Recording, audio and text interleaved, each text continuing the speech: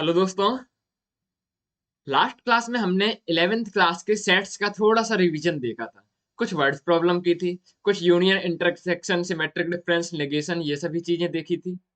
अब आज की तरफ हम स्टार्ट करेंगे हमारा 12th का रिलेशन एंड फंक्शन का base, that is Cartesian product of two set. तो आज हम देखेंगे कार्टेशियन प्रोडक्ट क्या होता है, रिलेशन किसे कहते हैं, रिलेशन का डोमेन किसे कहते हैं, रेंज किसे कहते हैं, कोडोमेन किसे कहते हैं, और थोड़ा सा बात करेंगे टाइप्स ऑफ रिलेशन की। तो चलो आज का लेक्चर स्टार्ट करते हैं। सबसे पहले बात करते हैं Cartesian product of two sets की। हेडिंग डालिए Cartesian product of two sets.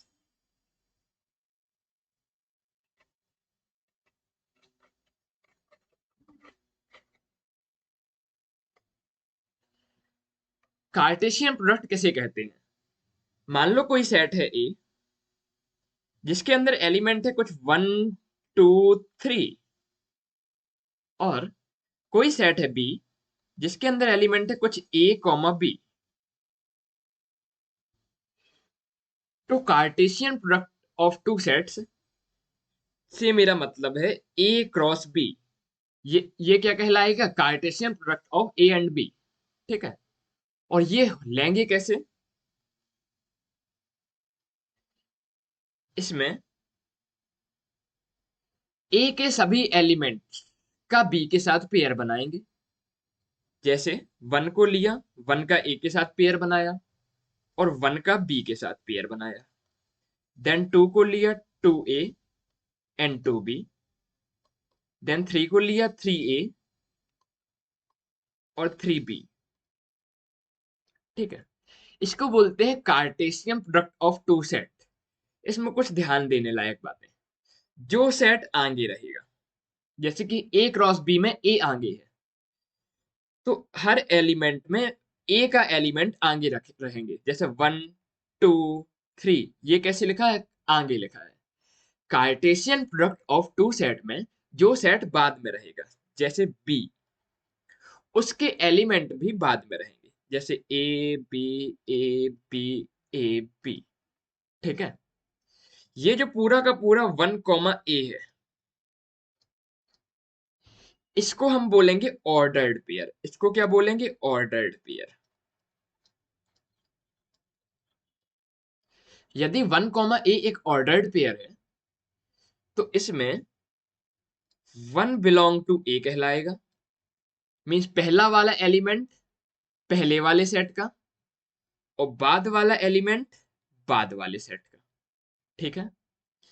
एक और नोटिस करने लायक बात, कि जो 1 ए एक ऑर्डर्ड पेयर है, ये a 1 के बराबर नहीं होगा। क्यों ये a 1 के बराबर नहीं होगा? ये कुछ कोऑर्डिनेट ज्योमेट्री ऐसा है। जैसे कोऑर्डिनेट ज्योमेट्री में कोई पॉइंट है 2 3, और कोई पॉइंट है 3 2। ये दोनों पॉइंट अलग अलग होते हैं। वैसे ही ऑर्डर्ड पेयर में ऑर्डर बहुत मैटर करता है। 1 ए 1 के बराबर नहीं होता है। ठीक है। मान लो यहीं पे हम यदि बी क्रॉस ए निकालते हैं, तो बी क्रॉस ए, अब देखो कौन सा सेट आगे लिखा है? बी लग आगे लिखा हुआ है। तो इस बार जो एलिमेंट्स आगे रहेंगे वो बी के एलिमेंट्स रहेंगे। तो सबसे पहले हम कर्ली ब्रैकेट लगाएं, फिर बी के एलिमेंट को आगे लिख दें, और इसका पेयर बना दें ए के एलिमेंट के साथ। तो ए का 1 के साथ, ए का 2 के साथ, देन ए का 3 के साथ। ओके। देन बी का 1 के साथ, बी का 2 के साथ, और बी का 3 के साथ। ओके। ए क्रॉस बी में एलिमेंट कितनी होगी? कार्टेशियन प्रोडक्ट में एलिमेंट कितनी होगी? जैसे कि हमने देखा, नंबर ऑफ एलिमेंट्स ए में कितने हैं? 3 हैं। और नंबर ऑफ एलिमेंट्स बी में कितने हैं? 2 हैं। तो ए क्रॉस बी में नंबर ऑफ एलिमेंट्स हो जाएंगे 3 × 2, that is 6। Means A set के नंबर ऑफ एलिमेंट्स और बी सेट के नंबर ऑफ एलिमेंट्स का हम मल्टीप्लाई कर देंगे, तो कार्टेशियन प्रोडक्ट में कितने एलिमेंट्स होंगे ये हमें पता चल जाएगा। ठीक है। ए क्रॉस बी और बी क्रॉस ए को देख के हम एक चीज और बता सकते हैं। मैंने बोला ऑर्डर्ड पेयर 1 ए और a कॉमा वन बराबर नहीं होता है। 1 कॉमा ए और a कॉमा वन बराबर नहीं होता है। ठीक, मतलब कि a क्रॉस b भी b क्रॉस a के बराबर नहीं होगा। a क्रॉस b और b क्रॉस a बराबर नहीं होगा। देखो दोनों में एलिमेंट्स अलग अलग है। 1 कॉमा ए है a क्रॉस b में, a कॉमा वन है हमारा b क्रॉस a में। ए क्रॉस बी क्रॉस ए के बराबर क्यों नहीं होगा यदि हम रीजन लिखना चाहें? इसीलिए नहीं होगा क्योंकि कार्टेशियन प्रोडक्ट में ऑर्डर बहुत मैटर करता है। कार्टेशियन प्रोडक्ट में कोई ए कॉमा बी यदि चीज लिखी हुई है तो ये बी कॉमा ए के बराबर नहीं होती है। ठीक है, लेकिन यदि यही चीज सेट में लिखी होती, सेट को हम किससे डिनोट करते थे? सेट को हम कर्ली ब्रैकेट से डिनोट करते थे। तो curly bracket A comma B यदि लिखा होता तो ये बन जाता सेट। अब ये ऑर्डर्ड पेयर नहीं है। और सेट के बारे में हमने क्या पढ़ा था कि सेट में ऑर्डर मैटर नहीं करता है। तो सेट की यदि बात करें तो curly bracket A comma B curly bracket B comma A के बराबर होगा। लेकिन ऑर्डर्ड पेयर मतलब स्मॉल ब्रैकेट की बात करें तो A comma B comma A के बराबर नहीं होगा।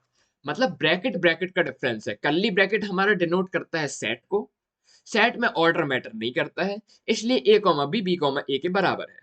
वहीं स्मॉल ब्रैकेट हमारा रिप्रेजेंट करता है ऑर्डर्ड पेयर को, ऑर्डर्ड पेयर में ऑर्डर बहुत मैटर करता है, इसलिए ए कॉमा बी कॉमा ए के बराबर नहीं है। इतना समझ में आया क्या? थोड़ा सा कार्टेशियन प्रोडक्ट और देखते हैं कैसे करेंगे।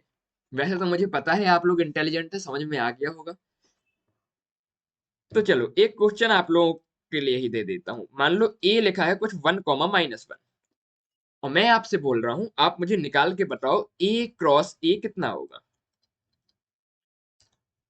ए क्रॉस ए कितना होगा?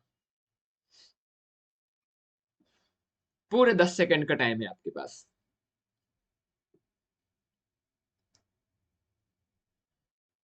ए क्रॉस ए करने के लिए हम ए का एलिमेंट्स को ए के साथ ही लिखेंगे।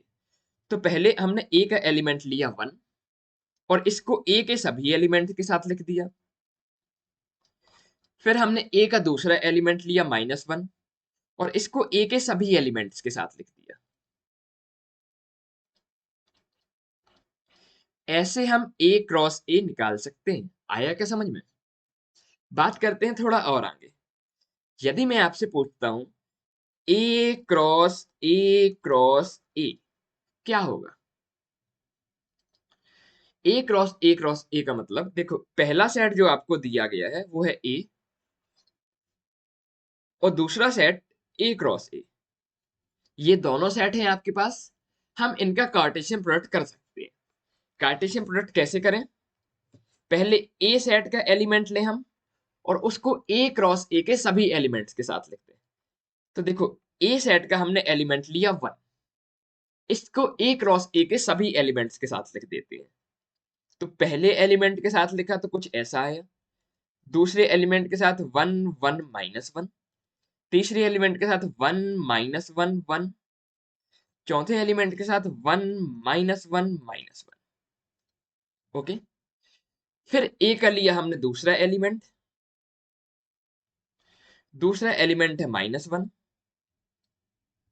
इसको ए क्रॉस ए के सभी एलिमेंट्स के साथ लिख दिया।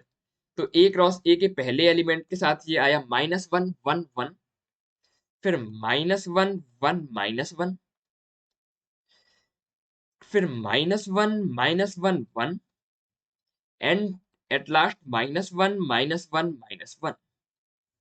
ठीक है, ए क्रॉस ए ये बन गया ऑर्डर्ड पेयर का सेट। और सेट के लिए हम क्या लगा देते हैं? Curly bracket. ऐसे हम क्या लेंगे? कार्टेशियन प्रोडक्ट लेंगे। आया कुछ समझ में? एलिमेंट्स कैसे बता सकते हैं? ए में एलिमेंट थे 2, ए क्रॉस ए में एलिमेंट थे कितने? 4। तो ए क्रॉस ए में एलिमेंट कितने हो गए? 2 × 4 दैट इज 8।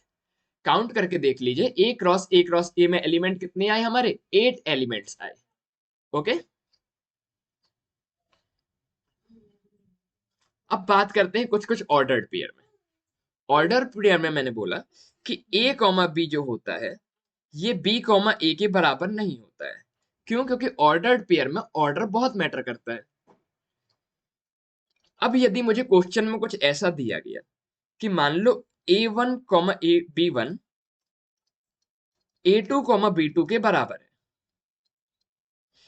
यदि ऐसा हमें दिया गया है, इफ लिखा है इफ, यदि ऐसा है, तो इससे हम कंक्लूजन क्या निकाल सकते हैं कि a1 comma b1 a2 comma b2 के तभी बराबर होगा जब a1 होगा हमारा a2 के बराबर और b1 होगा हमारा b2 के बराबर।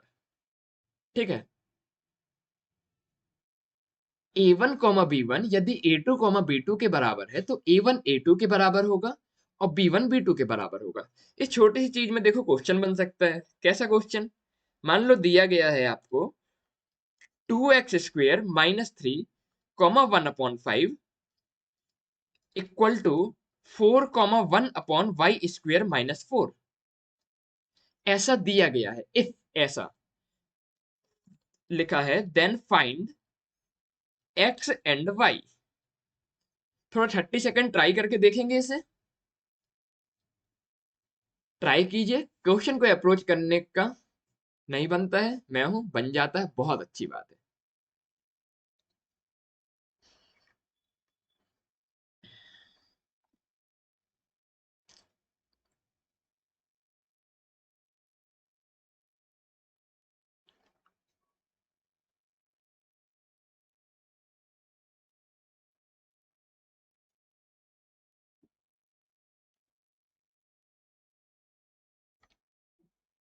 देखिए a1 comma b1 a2 comma b2 के बराबर है, मतलब a1 a2 के बराबर हो गया और b1 b2 के बराबर होगा।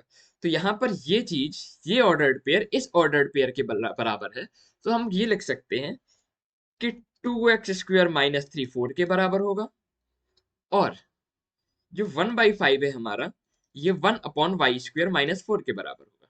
ठीक है, सॉल्व कर लेते हैं। यहां से 2x² इक्वल टू आ गया हमारा 7, x² इक्वल टू आ गया हमारा 7/2, देन x इक्वल टू आ गया हमारा plus minus under root of 7/2। ठीक है, आरएचएस को सॉल्व कर लेते हैं।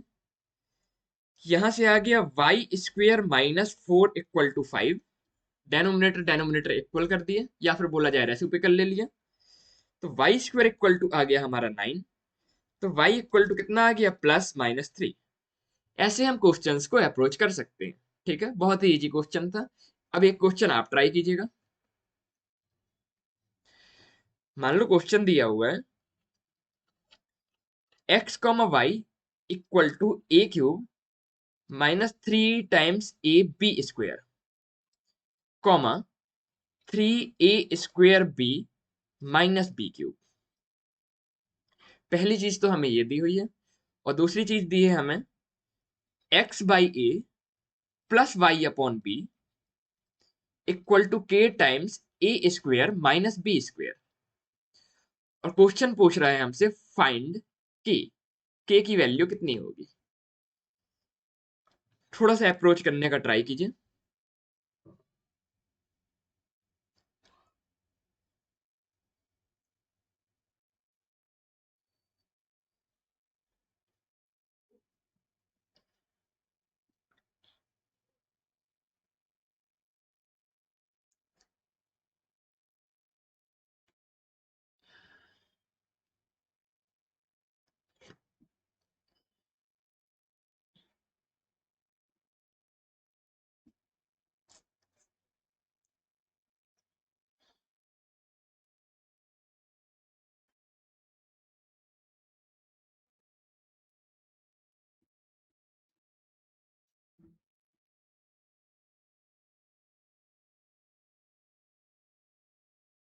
Last 10 seconds. 9 8 7 6 5 4 3 2 1। ओके, चलो स्टार्ट करते हैं। देखते हैं ये क्वेश्चन कैसे होगा। देखो, कंपेयर करने से हमें x की वैल्यू मिल जाएगी x equal to a³ minus 3 times ab²। Okay, और y की वैल्यू मिल जाएगी 3a² b माइनस b³। ठीक है, ये तो हमने पहली इक्वेशन का यूज कर लिया। अब दूसरा हमें क्या दिया हुआ है x/a plus y/b equal to k times a² minus b²। तो यहां से हम x/a निकाल सकते हैं क्या, कितना होगा। देखो x दिया है हमें, x/a के लिए a से डिवाइड कर देते हैं, तो x अपॉन ए आ जाएगा A square minus 3 times of B square. ठीक, वैसे ही y अपॉन बी निकाल सकते हैं क्या? y दिया है हमें, तो y अपॉन बी हो जाएगा 3 times A square minus B square. Okay, अब क्वेश्चन में लेफ्ट हैंड साइड में है x upon A plus Y upon B, कितना आएगा? इन दोनों इक्वेशन को ऐड कर देते हैं। तो x upon A plus Y upon B आ गया हमारा A square plus 3 A square यानी कि 4 A square minus 3 B square minus B square means minus 4 times B square. तो यहां से हम लिख सकते हैं x upon A plus Y upon B equal to 4 times of A square minus B square. अब कंपेयर करके देखो, क्वेश्चन ने बोला था x upon A plus Y upon B किसके बराबर है? k times A square minus B square के। और हमारा आया x upon A plus Y upon B किसके बराबर है? 4 times A square minus B square के। तो यहां से हम लिख सकते हैं k की वैल्यू कंपेयर करने में कितनी आ गई? 4, k इक्वल टू 4। ठीक है, आया समझ में? इसके बाद हम देखते हैं रिलेशन क्या होता है, इंट्रोडक्शन ऑफ रिलेशन। अभी हमने कार्टेशियन प्रोडक्ट देख लिया, ऑर्डर्ड पेयर देख लिया, ऑर्डर्ड पेयर में क्वेश्चन कर लिया। अब चलो बात करते हैं रिलेशन की।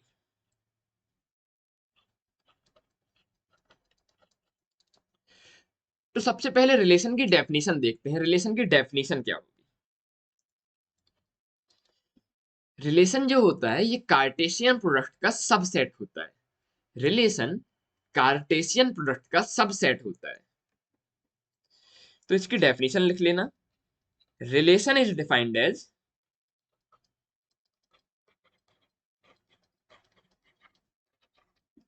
Subset of cartesian product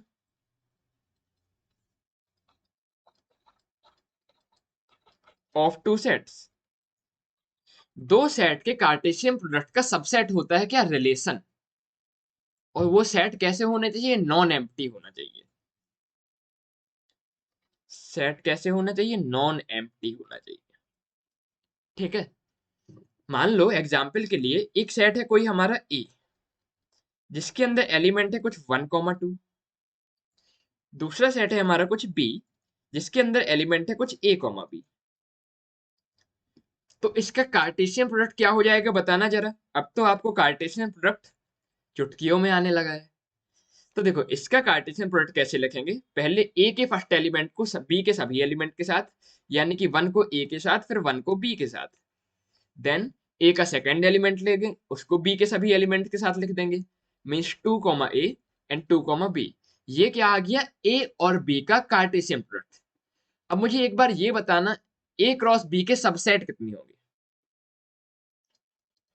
number of subset of A cross B. A cross B के सबसेट कितने होंगे? हमने 11th क्लास में पढ़ा था और लास्ट लेक्चर में भी देखा था कि यदि किसी सेट के अंदर n एलिमेंट है तो उसके सबसेट होते हैं 2 टू द पावर n। तो ये a क्रॉस b जो एक सेट बना है, इसके अंदर कितने एलिमेंट है? 4 एलिमेंट है। तो इसके सबसेट कितने हो जाएंगे? 2 to the power 4, that is 16। इसके 16 सबसेट होंगे। तो हम ये बोल सकते हैं कि रिलेशन को मैंने बोला है दो सेट के कार्टेशियन प्रोडक्ट का सबसेट होता है। तो ए क्रॉस बी में 16 रिलेशन बनाए जा सकते हैं। एक बार इसके सबसेट की बात करते हैं, कौन कौन से सबसेट हो सकते हैं। एक तो empty set is subset of every set. इसके बाद पहला एलिमेंट इंडिविजुअली ले लिया, फिर दूसरा एलिमेंट इंडिविजुअली ले लिया। ये सब क्या हो जाएंगे? ए क्रॉस बी के सबसेट हो जाएंगे। ऐसा करके पूरा का पूरा ए क्रॉस बी एक बार ले लिया, ये सभी क्या है? ए क्रॉस बी के सबसेट है। कितने? 16। तो 16 रिलेशन हो सकते हैं।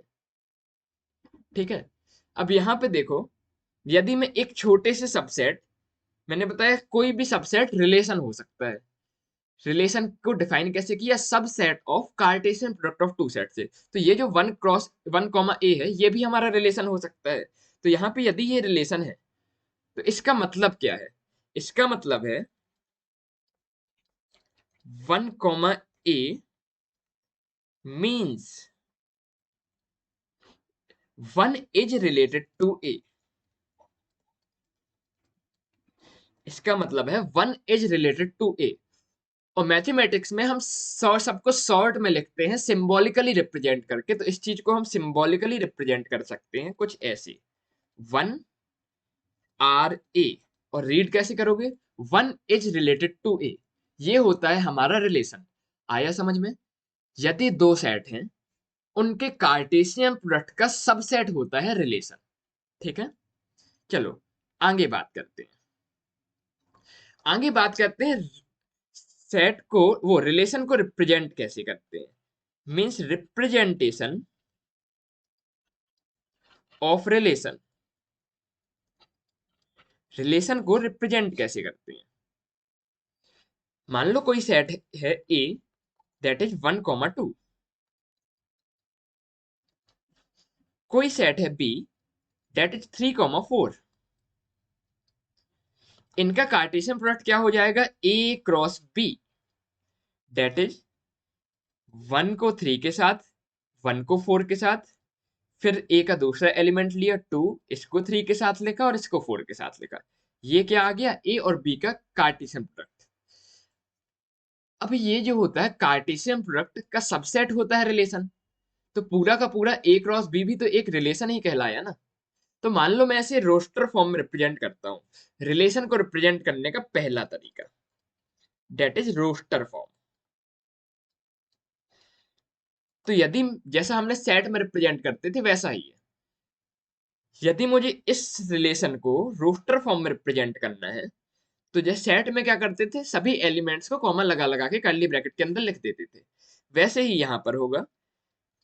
रिलेशन को मैं ऑर्डर्ड पेयर को कॉमा लगा लगा के हम कर्ली ब्रैकेट के अंदर लिख देंगे। ये हो गया रोस्टर फॉर्म में रिप्रेजेंटेशन। ठीक। दूसरा फॉर्म कैसे रिप्रेजेंट करते हैं रिलेशन को, सेट में क्या था, सेट बिल्डर फॉर्म था, वही यहां पर भी है, set builder form. Set builder form जब सेट को रिप्रेजेंट करते थे तो कैसे करते थे, प्रॉपर्टीज एलिमेंट्स की बताते थे। तो यहां भी हम क्या बताएंगे, प्रॉपर्टीज बताएंगे। तो थोड़ा सा लिख लेते हैं, property of element are given. हमें क्या दिया होगा, एलिमेंट्स की प्रॉपर्टी दी होगी। जैसे कि एग्जाम्पल देखें, कोई कोई रिलेशन है R equal to x, y। वहां पे केवल एक एलिमेंट लेते थे, यहाँ पे दो एलिमेंट लेंगे क्योंकि ऑर्डर्ड पेयर होता है। बाकी की चीजें वैसी ही रहेगी, such that x + y = 5, where x belong to a and y belong to b। ठीक है, ये एक रिलेशन डिफाइन किया।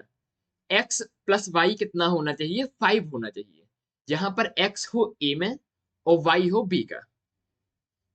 इसको बोलते हैं सेट बिल्डर फॉर्म में रिप्रेजेंटेशन। यदि मैं आपको बोलूं कि यदि इसी को आपको किसमें कन्वर्ट करना है, रोस्टर फॉर्म में, तो आप कैसे करेंगे। देखो, x की a से वैल्यू ढूंढो, y की b से वैल्यू ढूंढो, ऐसी वैल्यूज ढूंढो जिनका एडिशन 5 आए। तो x की यदि मैं वैल्यू 1 ले लेता हूं, तो y की वैल्यू कितनी आ जाएगी, 4, क्योंकि 1, 4 कितना हो गया, 5 हो गया।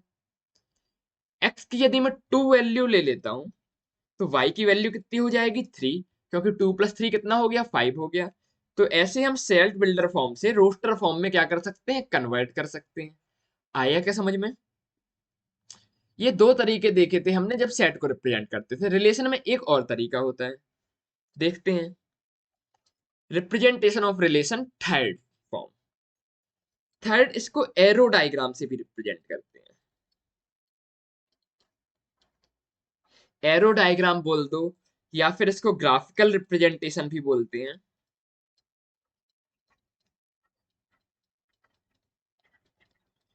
या फिर इसको विजुअल रिप्रेजेंटेशन भी बोलते हैं। सबका मतलब एक ही है। देखो कैसे करते हैं। एरो डायग्राम के लिए आप एक ऐसा सेट बनाते हैं, इसके अंदर ए सेट के एलिमेंट लिख देते हैं और दिखा देते हैं यहां पर कुछ ए। एक ऐसा कुछ बनाते हैं, इसके अंदर बी के एलिमेंट लिख देते हैं और इसका नाम दे देते हैं बी। अब one is related to B के लिए ऐसा साइन बनाते हैं कि ए बी से रिलेटेड है, ए का बी के साथ रिलेशन है कुछ आर। कैसा रिलेशन है? मान लो मैं इस वाले रिलेशन को दिखाना चाहूं कि वन फोर से रिलेटेड है, तो ये वन को फोर से कनेक्ट कर दिया एरो से। टू थ्री से रिलेटेड है, तो टू को थ्री से रिलेटेड कर दिया एरो से। ठीक है, ऐसे हम एरो डायग्राम से रिप्रेजेंट करते हैं। आया कुछ कुछ समझ में? देखो, इस स्लाइड में हमने क्या देखा, रिलेशन को रिप्रेजेंट कैसे करते हैं। रिलेशन को रिप्रेजेंट करने के कितने तरीके हो गए? तीन तरीके। कौन कौन से? पहला हो गया रोस्टर फॉर्म। रोस्टर फॉर्म में ऑर्डर्ड पेयर को कॉमा लगा लगा के कर्ली ब्रैकेट के अंदर लिख देते हैं। आया क्या? दूसरा हो गया set builder form. Set builder form को हम रिलेशन को रिप्रेजेंट करते हैं तो उसकी प्रॉपर्टीज बताते हैं कि जो अंदर एक्स और वाई रिलेशन में आने वाला है वो एक्स और वाई किस तरह से रिलेटेड है। ठीक। तीसरा हो गया एरो डायग्राम। एरो डायग्राम में क्या करते हैं, जैसे कि ए बी से रिलेटेड है तो एक तरफ ए के एलिमेंट लिखते हैं, एक तरफ बी के एलिमेंट लिखते हैं, और ए का जो एलिमेंट बी के जिस एलिमेंट के साथ रिलेटेड है उसको एरो से क्या कर देते हैं, ज्वाइन कर देते हैं। ठीक है, ये हो गया हमारा representation of relation.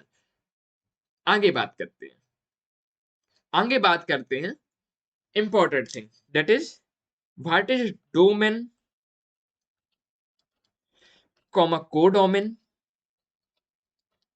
And range of relation.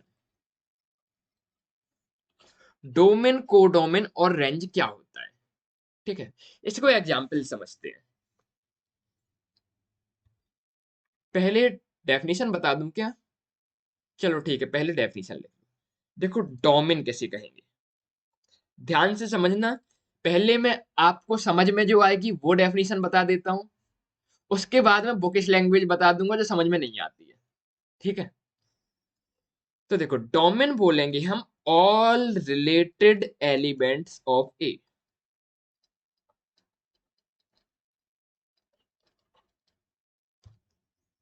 ठीक, ए की जगह सेट ए लिख देता हूं, ज्यादा प्रॉपर लगेगा।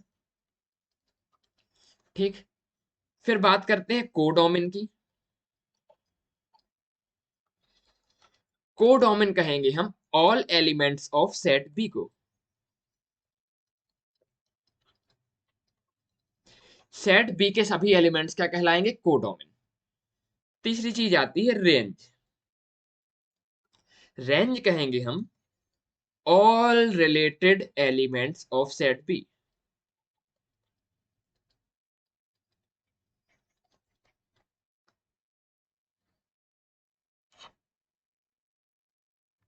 चलो समझते हैं ये क्या हो रहा है।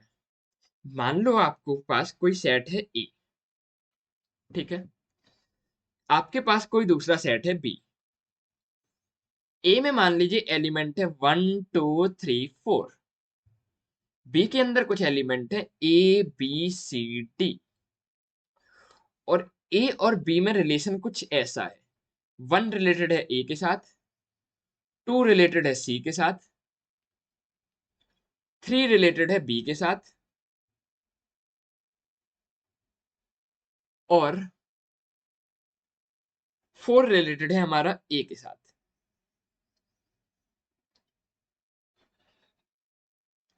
ऐसा कुछ दिया हुआ है। ठीक है, ज्यादा मैसअप तो नहीं हो गया। वन रिलेटेड है ए के साथ, टू रिलेटेड है सी के साथ, थ्री रिलेटेड है बी के साथ, फोर रिलेटेड है ए के साथ। अब मैं आपसे पूछना चाहता हूं डोमेन आप किसे बोलोगे? देखो डोमेन की डेफिनेशन में मैंने लिखा है कि हम डोमेन बोलेंगे all related element of set ए को। सेट ए के जो जो एलिमेंट रिलेटेड है, सेट ए के देखो कौन कौन से एलिमेंट रिलेटेड है। क्या वन का किसी के साथ रिलेशन है? हाँ, वन का ए के साथ है। क्या टू का किसी के साथ रिलेशन है? टू का सी के साथ है। क्या थ्री का किसी के साथ रिलेशन है? थ्री का बी के साथ है। क्या फोर का किसी के साथ रिलेशन है? फोर का ए के साथ है। तो ए के जितने भी रिलेटेड एलिमेंट थे उनके सेट को हमने क्या बोल दिया? डोमेन बोल दिया। ए के देखो चार एलिमेंट है और चारों का रिलेशन है किसी ना किसी के साथ। अब बात करते हैं कोडोमेन की। कोडोमेन की डेफिनेशन पढ़ना। कोडोमेन होता है all element of set B, मतलब सेट बी के सभी एलिमेंट क्या कहलाएंगे? कोडोमेन कहलाएंगे। तो भैया सेट बी के सभी एलिमेंट लिख देते हैं। ठीक, ये हो गया हमारा कोडोमेन। अब बात करते हैं रेंज की। रेंज कहलाती है all related element of set B, मतलब सेट बी के वो एलिमेंट जो किसी ना किसी से रिलेटेड है। तो बताओ भाई सेट बी के कौन कौन से एलिमेंट रिलेटेड है? सेट बी का ए रिलेटेड है क्या? हाँ, ए रिलेटेड है 1 के साथ। सेट बी का बी रिलेटेड है क्या? हाँ, बी रिलेटेड है, किसके साथ? 3 के साथ। सेट बी का सी रिलेटेड है क्या? हाँ, सी रिलेटेड है, किसके साथ? 2 के साथ। सेट बी का डी रिलेटेड है क्या? डी किसी से रिलेटेड नहीं है। और रेंज की डेफिनेशन क्या है? All related element of set B. तो सेट बी के रिलेटेड एलिमेंट केवल कौन से हैं? ए, बी और सी है। तो रेंज हो जाएगी ए, बी, सी। आया क्या समझ में? आगे चलें, आगे बात करते हैं।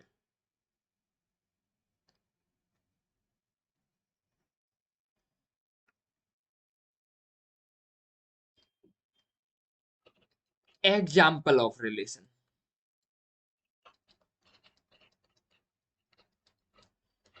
हम किसे रिलेशन कहेंगे? अपनी डेली लाइफ में कुछ रिलेशन देखते हैं। मान लो ए इज फादर ऑफ बी। ए क्या है? बी का फादर है। तो ये भी तो एक रिलेशन है ना। ए इज वाइफ ऑफ बी, ये भी क्या है? एक रिलेशन है ना। ऐसे ही कुछ मैथमेटिक्स वाली बात में आते हैं। L1 is parallel to L2, ये भी एक रिलेशन है ना। मान लो हम छठवीं सातवीं से इक्वेशन पढ़ रहे हैं एक्स और वाई में कुछ ऐसी। 2x + 3y = 5। तो ये भी एक्स और वाई में एक रिलेशन है ना। कैसे रिलेशन है? ए, ए जैसे फादर ऑफ बी है, तो बी ये तो नहीं बोलेगा कि मेरा फादर तो डी है। बी ए को ही फादर बोलेगा ना। ऐसे ही एक्स और वाई का भी रिलेशन है। जैसे मान लो मैं एक्स की वैल्यू कुछ 1 रख दूं, तो वाई की वैल्यू देखना कितना आ रही है। 2 × 1 2, 5 - 2 3, 3/3 1। तो वाई की वैल्यू कितनी आ गई? 1। मतलब जब x की वैल्यू 1 है तो y की एक यूनिक वैल्यू आ रही है। जब x की वैल्यू 2 है तो y की वैल्यू कितनी आ रही है? देखना थोड़ा सा। x की वैल्यू 2 रखी तो 2 2 या 4, 5 - 4 1, 1/3। y की वैल्यू 1/3 आ रही है। तो इनमें एक रिलेशन है। तो ये क्या कहला गया? x एंड y का रिलेशन। मतलब छठवीं सातवीं से जो हम इक्वेशन पढ़ते आ रहे थे वो एक्चुअली में क्या थी? वो रिलेशन थी। ऐसे ही यदि बोले कोई LCM of x and y लिख दिया हुआ है, ये क्या है? =4 दिया है, तो ये भी एक्स और वाई में एक रिलेशन हुआ ना। ठीक है, तो ऐसे रिलेशंस होते हैं। ठीक है, कुछ कुछ आया समझ में, फील आई? अब बात कर लेते हैं बुकिश डेफिनेशन की। मैंने आपको समझने वाली डेफिनेशन बता दी है।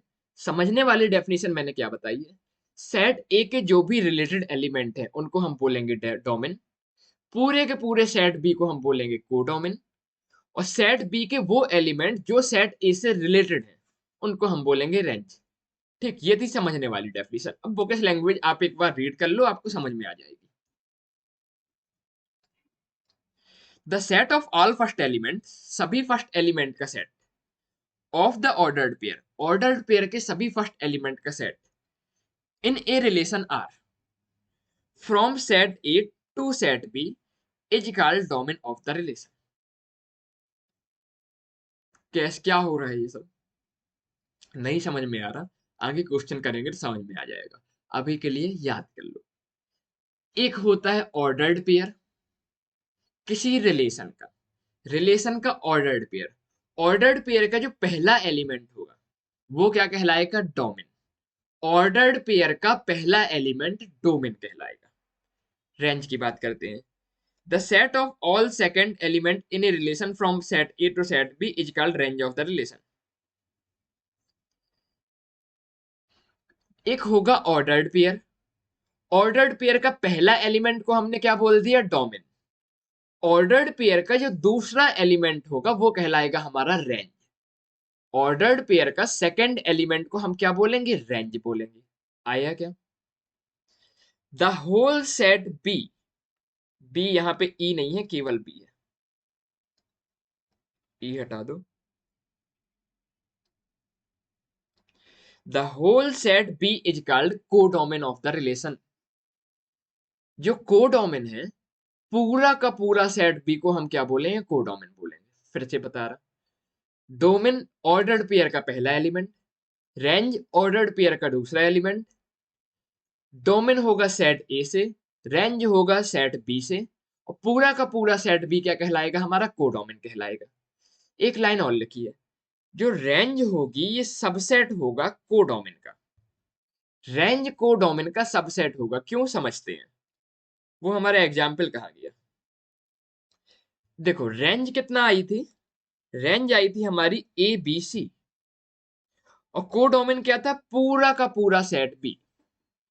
तो रेंज या तो कोडोमेन से छोटा होगा या बराबर होगा, क्योंकि कोडोमेन तो पूरा का पूरा सेट है, और रेंज उसके कुछ एलिमेंट या सभी एलिमेंट है।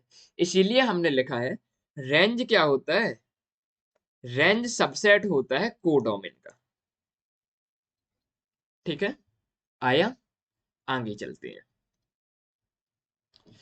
अब क्वेश्चन देखना, relation R from set A to set B is given as 5,3 2 cos 7 8,5।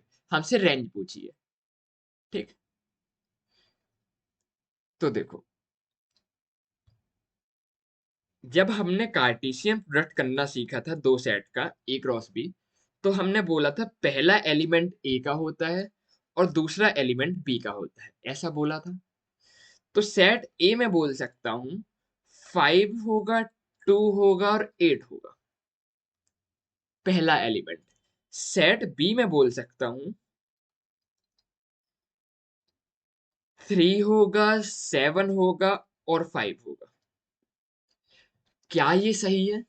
नहीं जी, ये सही नहीं है, ये सरासर गलत है। क्यों गलत है? मैं बता रहा, ये जो हमें दिया है ये कार्टेशियन प्रोडक्ट नहीं दिया है। यदि कार्टेशियन प्रोडक्ट दिया होता तो हम पहले पहले वाले एलिमेंट को लिख देते और बोल देते ये सेट ए है। यदि ये कार्टेशियन प्रोडक्ट दिया होता तो हम बाद वाले एलिमेंट को लिख देते और बोल देते ये सेट बी है। पर ये हमें कार्टेशियन प्रोडक्ट नहीं दिया है। यहां लिख देता हूं, दिस इज नॉट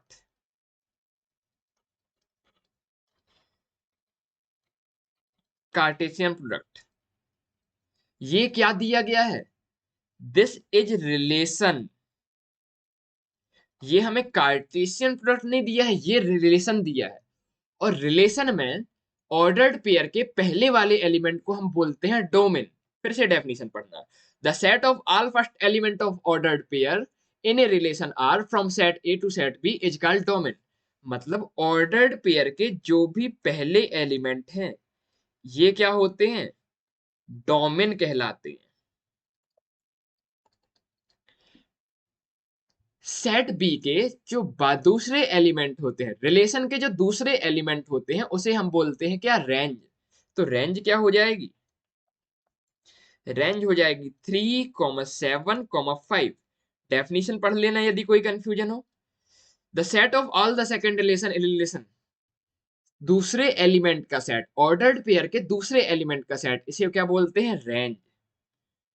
तो जब एक रिलेशन दिया होगा तो हम सेट ए का पता नहीं लगा सकते, सेट बी का पता नहीं लगा सकते।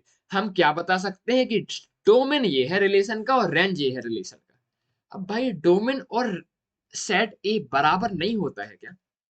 डोमेन ए, डोमेन और सेट ए, डोमेन और सेट ए बराबर हो भी सकता है और नहीं भी हो सकता है। डोमेन सेट ए के कब बराबर होगा? जब सभी के सभी सेट ए के एलिमेंट रिलेटेड हो। जैसे जैसे हमने ये एग्जांपल लिया था, यहां पे देखो सेट ए है 1 2 3 4 और डोमेन भी है 1 2 3 4। क्यों? क्योंकि सेट ए के सभी एलिमेंट रिलेटेड है। तो ऐसे केस में डोमेन और सेट ए बराबर हो गया। वहीं पर यदि कोई ऐसा एग्जाम्पल होता कि ये होता 1 2 3 4, ये होता ए बी सी, 1 रिलेटेड होता ए के साथ, 2 रिलेटेड होगा बी के साथ, 4 रिलेटेड होता सी के साथ। तो इस केस में सेट ए है 1 2 3 4, और डोमेन क्या हो जाता, डोमेन हो जाता हमारा 1 2 4। क्यों?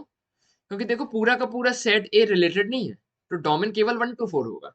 तो डोमेन सेट ए के बराबर हो भी सकता है, नहीं भी हो सकता है। रिलेशन देख के हम केवल डोमेन का पता लगा सकते हैं, पूरे के पूरे सेट ए का पता नहीं लगा सकते।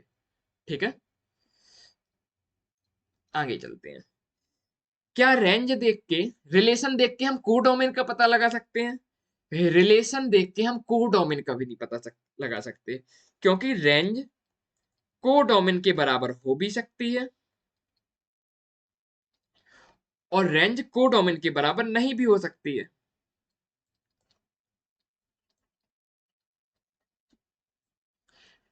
और कोडोमेन किसके बराबर होता है? पूरा का पूरा सेट बी कहलाता है। तो हम बोल सकते हैं रेंज पूरे के पूरे सेट बी के बराबर हो भी सकता है, और रेंज पूरे के पूरे सेट बी के बराबर नहीं भी हो सकता है। कब होगा रेंज सेट बी के बराबर? रेंज की डेफिनेशन समझते हैं। देखो रेंज लिखा है सेट बी के सभी रिलेटेड एलिमेंट। इस केस में देखना, सेट बी में क्या है, ए बी सी डी है, और रेंज में केवल ए बी सी है। सेट बी के कुछ ऐसे एलिमेंट भी हैं जो कि रिलेटेड नहीं है। यदि सभी के सभी एलिमेंट रिलेटेड होते तो हम बोलते रेंज सेट बी के बराबर या कोडोमेन के बराबर होगी। और जब सभी के सभी एलिमेंट रिलेटेड नहीं है, तो रेंज कोडोमेन से छोटी होगी या फिर सेट बी से छोटी होगी। तो हम फाइनली किस कंक्लूजन में पहुंचे? हम सेट ए, हम रिलेशन को देख के केवल और केवल डोमेन का और रेंज का पता लगा सकते हैं। हम पूरे के पूरे सेट ए और पूरे के पूरे सेट बी का पता नहीं लगा सकते। ठीक है, जिन लोगों को ये चीजें बनती हैं उनको ये स्पीड थोड़ा सा लेक्चर की स्लो लग रही होगी, तो आप लोग 1.5 टाइम्स स्पीड करके देख सकते हो लेक्चर को। क्या है कि शुरुआत में अभी हमारा पहला दूसरा लेक्चर है, जो लोग मेरी अभी लैंग्वेज से और थोड़ा एसेंट होता है ना, सबका एसेंट अलग अलग होता है, उससे अभी हैबिचुअल नहीं है, तो उनको थोड़ा सा टाइम लग जाए, टाइम मिल जाए, वो मेरे साथ हैबिचुअल हो जाए, फिर अपन काफी स्पीड से करेंगे, चिंता मत करो। ठीक है, चलो बात करते हैं सेकंड क्वेश्चन की। और सेकंड क्वेश्चन के लिए आपके पास टाइम है पूरा 30 सेकंड। 1 मिनट हो गया क्या? चलो 1 मिनट का टाइम है, थोड़ा सॉल्व करने का ट्राई करो। काफी इजी क्वेश्चन है, 11th के क्वेश्चन है, आपको बनने चाहिए।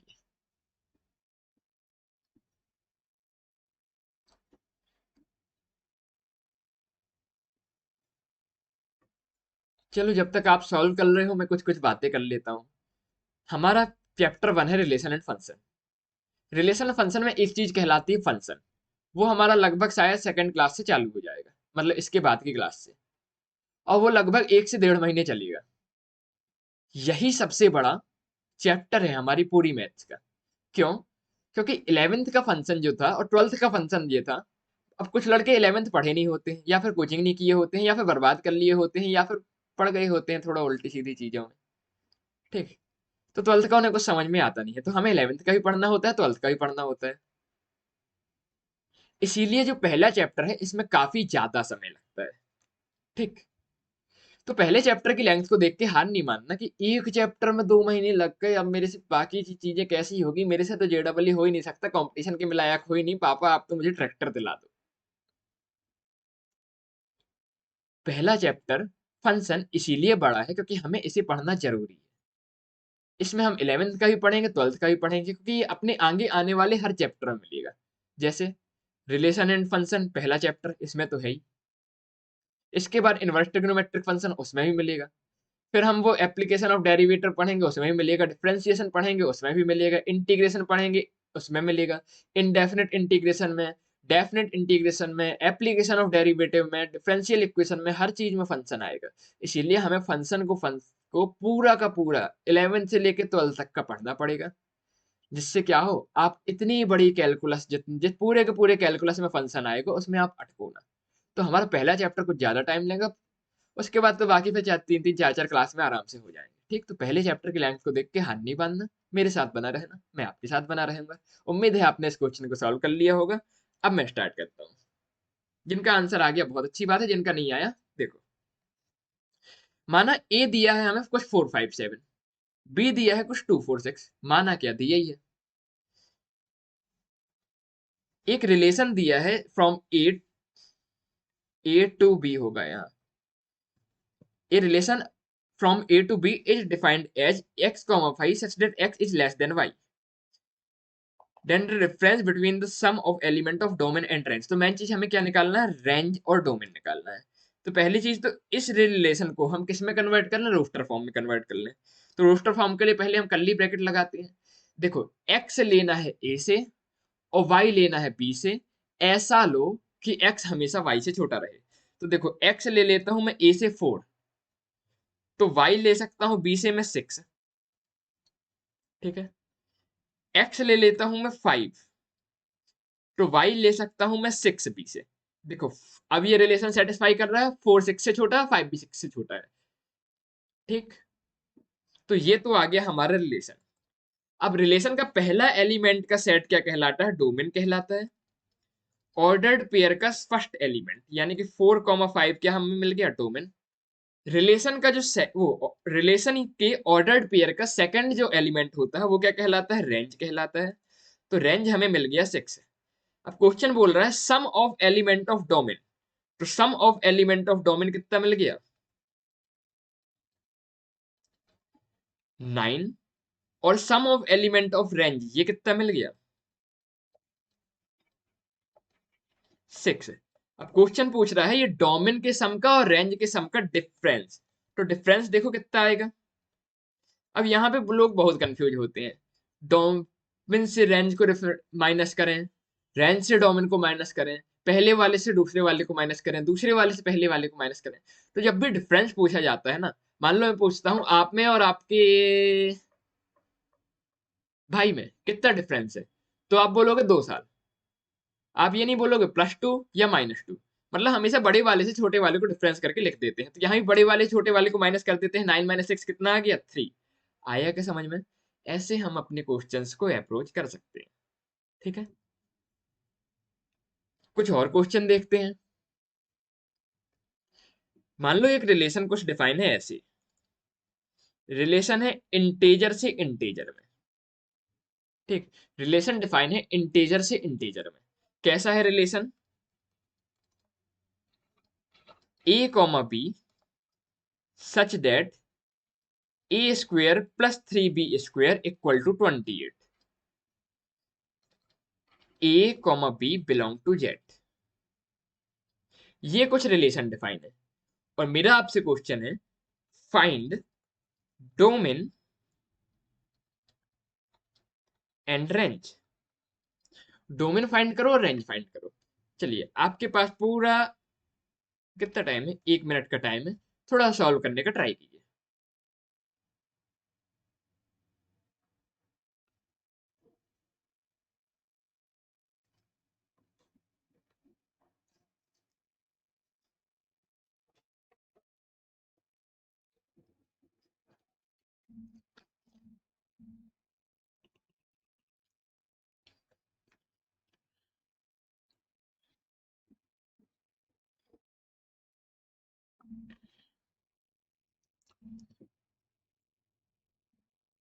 उम्मीद है मेरे सभी के सभी प्यारे बच्चों ने क्या निकाल लिया होगा, डोमेन और रेंज निकाल लिया होगा। यदि आंसर आ गया तो ठोको ताली, और यदि नहीं आया तो मुझे देख के अप्रोच करो। देखो आपकी जो अप्रोच थी उससे मेरी अप्रोच कहाँ डिफरेंस है। अच्छा जब मैं आपको क्वेश्चन देता हूँ आप लोग ऐसा तो नहीं करते ना, चलो 1 मिनट का रेस्ट मिला, थोड़ा सा टिक लेते हैं चेयर में आराम से। क्वेश्चन अप्रोच करना बहुत जरूरी है आप लोगों के लिए। ठीक है देखते हैं क्वेश्चन। क्वेश्चन में क्या दिया हुआ है, एक रिलेशन है a कॉमा बी में, a भी इंटीजर है और b भी इंटीजर है। रिलेशन कुछ ऐसा है कि a² + 3b² = 28 होना चाहिए, ठीक है।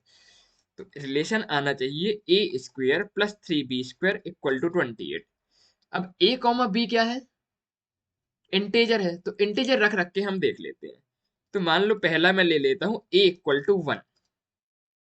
इनफैक्ट 1 क्यों, इंटीजर में +- 1 दोनों ले लेता हूं। क्यों दोनों ले लें,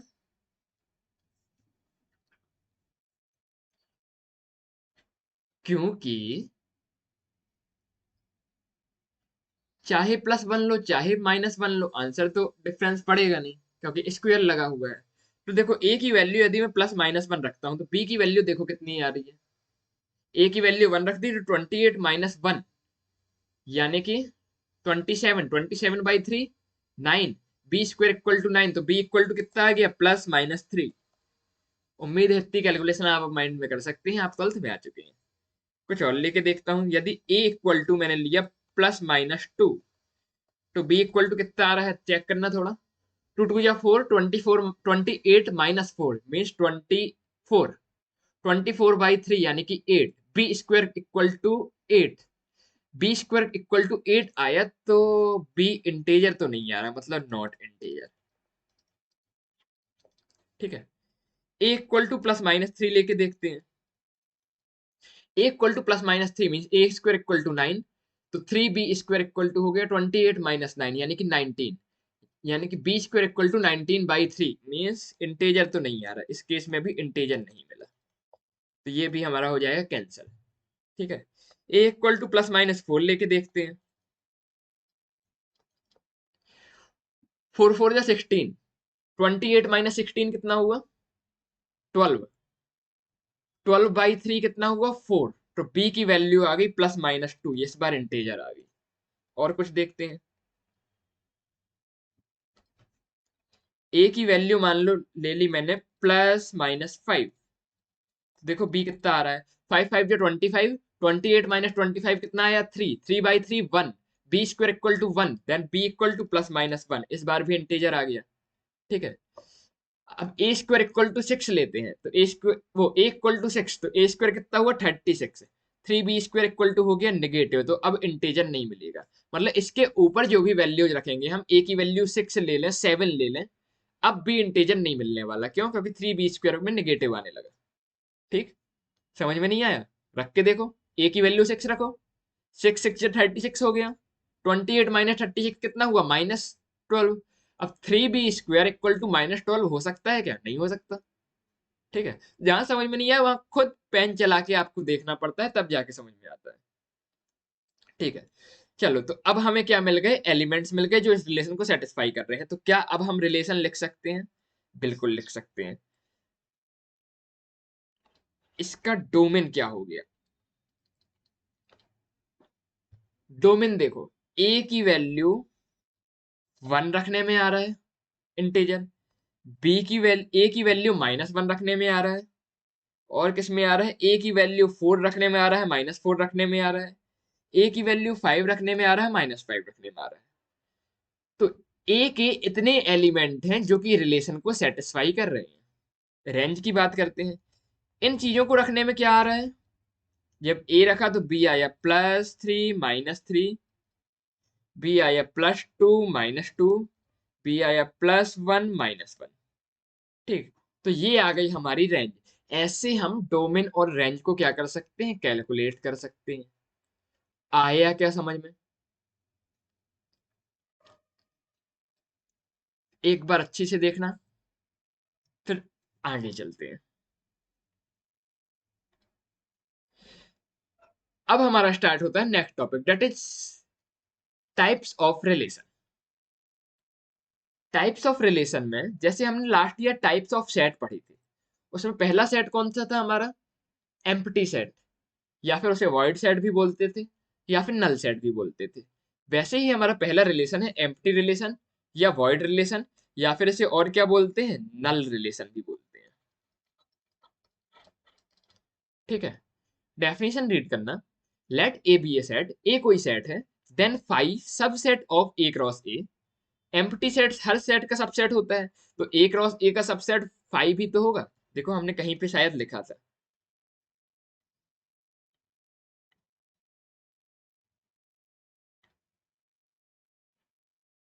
देखो ये ए क्रॉस बी लिखा था हमने, इसके जब सबसेट लिखना चालू किया था तो सबसे पहले क्या लिखा था, फाई लिखा था, because empty set is subset of every set.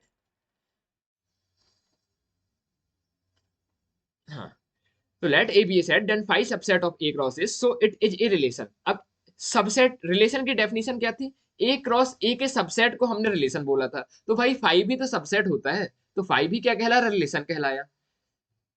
ऐसे रिलेशन को हम बोलते हैं वाइड या फिर एम्प्टी रिलेशन।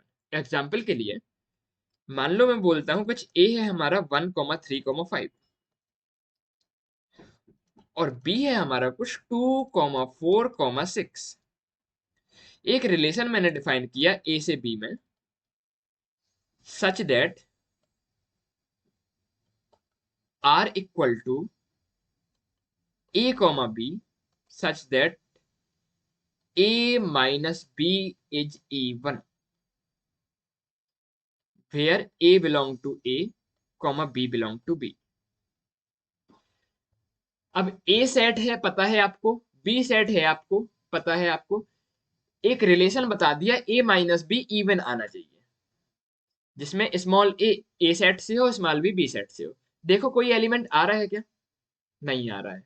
कैसे समझ में आया? अरे भाई रख रख के देखो, a का मैंने एलिमेंट लिया 1, इसको 2 के साथ माइनस करके देखो या फिर 4 के साथ माइनस करके देखो या 6 के माइनस साथ माइनस करके देखो, इवन आ रहा है क्या? नहीं आ रहा है। दूसरा एलिमेंट लिया 3, 3 माइनस 2 1 आया, 3 माइनस 4 1 आया, 3 माइनस 6 3 आया, कोई इवन आया क्या? नहीं। 5 लेके देखो, 5 माइनस 2 3, 5 माइनस 4 1, 5 माइनस 6 1। ऑर्डर नहीं डिफरेंस देख रहे हैं, ठीक। मॉड लगा है ना यहाँ पे, ये देखो मॉड लगा है, मॉड के से भी वैल्यू पॉजिटिव हो जाती है, ठीक। तो इवन आया क्या? नहीं आया। तो इस रिलेशन के यदि हम रोस्टर फॉर्म में लिखना चाहें तो इस रिलेशन के अंदर कौन से एलिमेंट आ जाएंगे?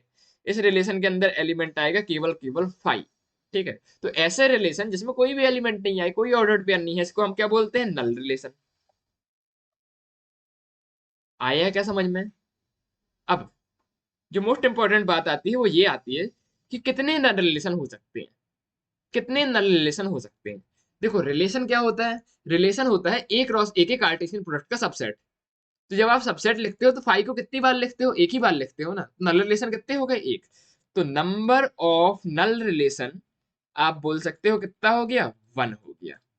आया समझ में? आगे चलते हैं, आगे बात करते हैं यूनिवर्सल रिलेशन की। लास्ट ईयर हमने पढ़ा था यूनिवर्सल सेट, अब यूनिवर्सल रिलेशन की बात करते हैं। डेफिनेशन पढ़ना, let A B a set. A क्या है? एक सेट है। Then A cross A is subset of A cross A. A cross A क्या होगा? ए क्रॉस ए का सबसेट होगा। हर सेट खुद का सबसेट तो होता ही है। So it is a relation on A. This relation is called universal relation on A. मान लो कोई सेट A है 1,2, ओके। कोई सेट B है 3,4। अब मुझे थोड़ा बताना A क्रॉस B में क्या क्या होगा। A क्रॉस B जब कार्टेशियन प्रोडक्ट लिखेंगे तो इसमें आ जाएगा 1 3 के साथ, 1 4 के साथ, देन 2 3 के साथ एंड 2 4 के साथ। यही एलिमेंट्स आएंगे हमारे A क्रॉस B में। तो देखो जब मैं इस A क्रॉस B के सबसेट लिखना चालू करूंगा तो एक डेफिनेशन हमने पढ़ी थी कि every set is subset of itself. Her set खुद का सबसेट होता है। तो ए क्रॉस भी तो खुद का सबसेट होगा ना। ए क्रॉस बी भी तो खुद का सबसेट होगा। तो ऐसा रिलेशन, रिलेशन क्या है? ए क्रॉस बी का सबसेट है। तो ऐसा रिलेशन जो ए क्रॉस बी के बराबर ही हो, मतलब खुद ए क्रॉस बी हो, उसको हम क्या बोलते हैं? Universal relation. आया समझ में? अब ये बताओ यूनिवर्सल रिलेशन कितने होंगे? Number of universal relation. जब ए क्रॉस बी के आप सबसेट लिखना चालू करेंगे तो एक सबसेट आएगा जो कि खुद के बराबर होगा। फिर से वापस जाके देखते हैं, जब मैंने इस ए क्रॉस बी के सबसेट लिखे थे तो एक बार मैंने ए क्रॉस बी लिखा था, तो एक बार एक ऐसा सबसेट भी आया जो खुद के बराबर आया, और इसी सबसेट को तो हम यूनिवर्सल रिलेशन बोलते हैं। तो नंबर ऑफ यूनिवर्सल रिलेशन हम क्या बता सकते हैं कि नंबर ऑफ यूनिवर्सल रिलेशन आ जाएगा हमारा, नंबर ऑफ यूनिवर्सल रिलेशन आ गया हमारा 1। कितने यूनिवर्सल रिलेशन होंगे? 1, जब ये खुद के बराबर होगा। अब एक नोट लिखा हुआ है देखना, the void and the universal relation on a set A respectively the smallest and the largest relation on set A। जो void रिलेशन होता है वो सबसे छोटा रिलेशन होता है, और जो यूनिवर्सल रिलेशन होता है वो सबसे बड़ा रिलेशन होता है। ऐसा क्यों भाई? भाई 5 से छोटा कुछ हो सकता है क्या? 5 के अंदर कुछ नहीं आता है, उससे छोटा क्या होगा? यूनिवर्सल रिलेशन से बड़ा कोई रिलेशन हो सकता है क्या? यूनिवर्सल रिलेशन पूरे के पूरे कार्टेशियन प्रोडक्ट के बराबर हो गया। अब पूरे के पूरे कार्टेशियन प्रोडक्ट से बड़ा तो कुछ होता ही नहीं है। ठीक है, मतलब पूरे के पूरे एलिमेंट लिख दिया, कुछ बचा ही नहीं। ठीक है, हमने क्या क्या सीखा? हमने ये सीखा, एम्प्टी रिलेशन हम उस सेट को बोलते हैं, उस रिलेशन को बोलते हैं जो कि फाई होता है, मतलब जिसके अंदर कोई भी एलिमेंट नहीं आती। ये सबसे छोटा रिलेशन होता है, सबसे छोटा सबसेट, मतलब सबसे छोटा रिलेशन। ठीक है, कितने एम्प्टी रिलेशन हो सकते हैं? जितनी बार आप सबसेट लिख सको। फाई कितने बार लिख सकते हो? एक बार। तो नंबर ऑफ नल रिलेशन कितना आ गया? 1 आ गया। बात की फिर हमने यूनिवर्सल रिलेशन की। यूनिवर्सल रिलेशन मतलब जब ए और बी का हमने कार्टेशियन प्रोडक्ट किया, ठीक है, तो जब सबसेट इसके लिखना चालू करेंगे तो एक बार पूरा का पूरा ए क्रॉस बी आएगा। तो ये जब पूरा का पूरा सबसेट आ जाता है, every subset is set of itself, every set is subset of itself, तो सबसेट में जब पूरा का पूरा ए क्रॉस बी लिखेंगे, उसको हम क्या बोलेंगे? Universal relation. अब ये क्या होता है? ये सबसे बड़ा सबसेट होता है, खुद सेट के बराबर हो गया, तो यही सबसे बड़ा रिलेशन होगा। ठीक। और कितने बार हम इसको लिख सकते हैं? जब हम नंबर ऑफ सबसेट लिखते हैं, एक बार। तो नंबर ऑफ यूनिवर्सल रिलेशन कितना आ गया हमारा? 1 आ गया। आया एम्प्टी और यूनिवर्सल समझ में? आगे बात करते हैं तीसरे, आइडेंटिटी रिलेशन की। डेफिनेशन पढ़ना, फिर समझाता हूँ। Let A B a set, A कोई सेट है, then the relation I A equal to A comma A such that A is member of A on A is called identity relation on A. ये तो बिल्कुल चंदू के चाचा ने चंदू की चाची को चांदी की चम्मच से चटनी चटाई जैसा हो गया, इतनी बार ए आ गया। ठीक। In other words, A relation I on A is called the identity relation if every element of A is related to itself only। एक बार आप पढ़ो और थोड़ा सा थ्योरी को इंटरप्रेट करने का ट्राई करो, नहीं होती है तो मैं बैठा हूं आपके साथ।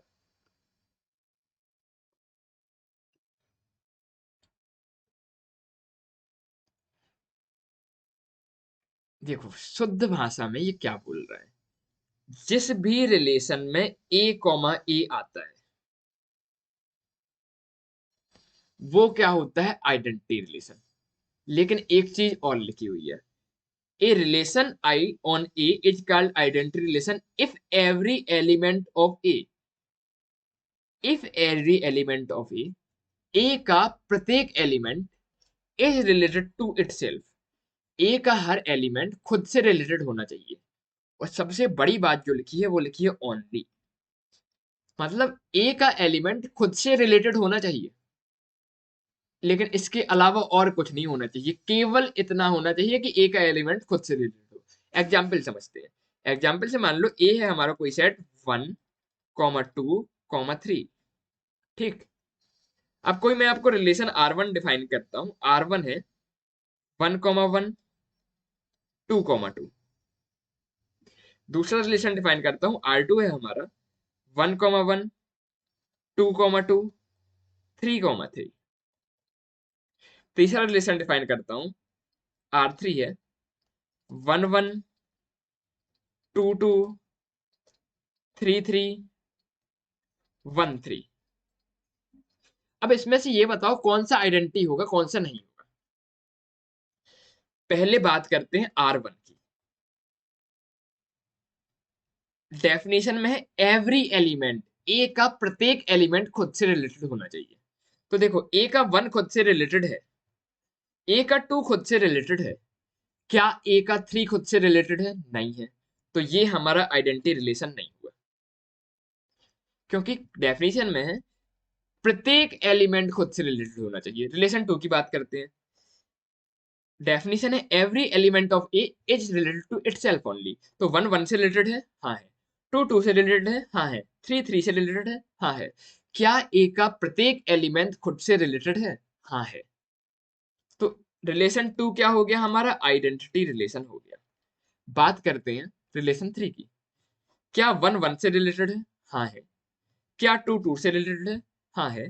क्या 3, 3 से रिलेटेड है? हाँ है।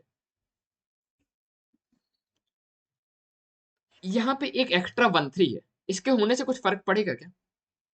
अब डेफिनेशन में दूसरे पॉइंट की बात करते हैं। डेफिनेशन में दूसरी चीज लिखी है ओनली। ओनली का मतलब क्या हुआ? केवल और केवल ए का प्रत्येक एलिमेंट खुद से रिलेटेड होना चाहिए, इसके अलावा कुछ भी नहीं होना चाहिए। ए का एक एलिमेंट किसी दूसरे से रिलेटेड नहीं होना चाहिए। ओनली का मतलब ये हुआ केवल खुद से, केवल खुद से रिलेटेड होना चाहिए। तो ये भी हमारा आइडेंटिटी रिलेशन नहीं हुआ। आइए क्या समझ में, ये आइडेंटिटी रिलेशन क्यों नहीं हुआ? पहले वाले रिलेशन में प्रत्येक एवरी के कारण पहला वाला आइडेंटिटी नहीं हुआ, और तीसरा वाला R3 रिलेशन हमारा ओनली के कारण नहीं हुआ, क्योंकि उसमें कुछ एक्स्ट्रा था। एक्स्ट्रा नहीं होना चाहिए, केवल उतना ही होना चाहिए। आया समझ में? ये थे कुछ बहुत ही बेसिक रिलेशंस। अब नेक्स्ट क्लास में हम रिफ्लेक्सिव, ट्रांजिटिव, सिमेट्रिक, इक्विवेलेंस ये रिलेशन देखेंगे, और कुछ आगे की बात करेंगे। फिर शायद हम फंक्शन भी स्टार्ट कर लें, या फिर कुछ क्वेश्चन करेंगे फिर फंक्शन स्टार्ट करेंगे। फंक्शन में वैसे अभी एक क्लास और लग जाएगी, ठीक है। तो नेक्स्ट क्लास में हम रिलेशन वाले टॉपिक को राउंड अप करेंगे। तब तक के लिए पढ़ते रहिए, मुस्कुराते रहिए। तब जय हिंद, जय भारत। मिलते हैं नेक्स्ट वीडियो में।